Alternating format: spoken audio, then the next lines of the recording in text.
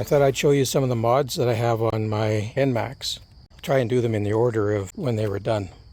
So I put the bar on first. We'll get to this later, get to these things later. What else did I do first? Well, I think the next thing I did is I got a rack. And I got this rack for NMAX. And then eventually I got the plate and box. Next, I got the windshield because I thought it would be better on the highway. In fact, it seems to buffet me more. These crash bars. And that's only so I could save the plastic. I don't expect them to do much else. It's somewhat bendable, flexible. I thought it might help save my feet a little bit. So with the box, it had a reflector here. It was useless. So what I did is I decided to wire in some lights.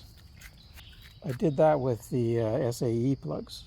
So it's just a signal light and just a brake light and flashers, whatever. Nothing sticks to this plastic in the heat. And I also wired in a double 3 amp USB power that is switched also. I've got a full-time power here. I want to come back over here. Something else I did is I put in a spotlight on the back. This is a pulse switch. There's the LED, and that is bright. By the way, all of the wiring in this box and everything is switched through a relay. I take the feed to the relay off of the license plate light. So I have this set on a switch. So if I'm stopped, if somebody needs help on the highway, if you know, those kind of situations, I've got that light. Camera, front and rear, dash cam. It does come in handy, an example of why it's handy.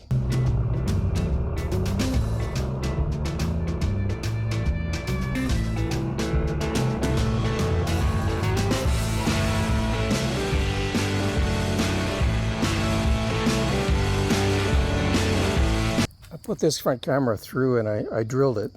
And actually it works perfectly. It's a perfect setup. This camera mount and this thing. It's a great place to mount it, but there's a big story behind this thing. I used a couple of these brackets to be able to mount various things like gimbal. And the gimbal stands up right here, and just to support it, I got some really neat Velcro straps.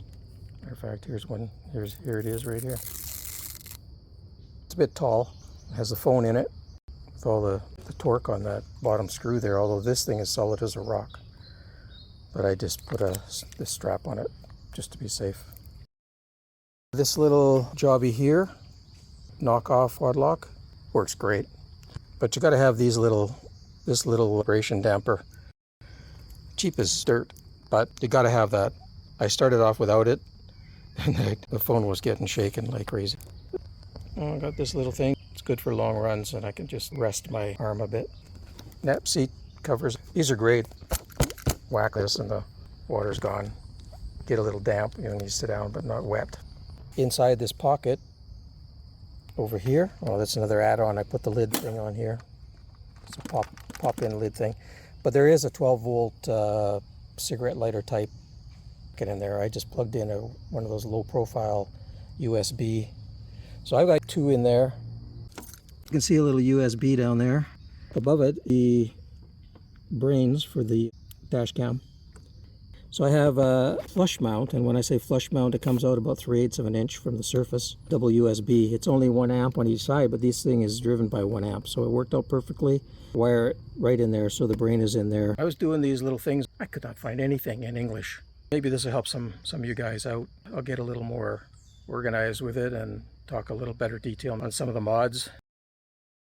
Okay, folks, I appreciate it. If you like it, like it. If you want to subscribe, that'd be great. And we'll catch you next time.